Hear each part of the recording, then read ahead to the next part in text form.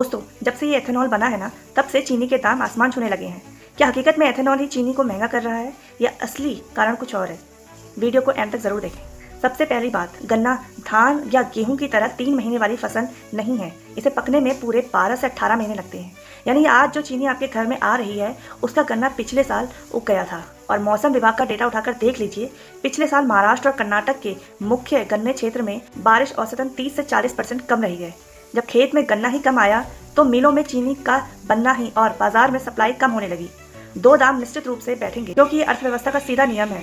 अब बात करते हैं एथेनॉल की। लोगों को लगता है कि गन्ने का मीठा रस सीधा एथेनॉल बन जाता है, जबकि सच ये है कि चीनी के बाद जो वेस्ट यानी सीरा बचता है, मैक्सिमम एथेनॉल उसी से बनता है। और इसके अलावा एथेनॉल बनने में मक्का और खराब अनाज का भी इस्तेमाल किया जाता है। दोस्तों, सच ये है कि चीनी के दाम बढ़ने में एथेनॉल एक छोटा सा फैक्टर हो सकता है, लेकिन असली विलेन कम बारिश और गन्ने का कम पैदावार है। आपकी क्या राय है, कमेंट में जरूर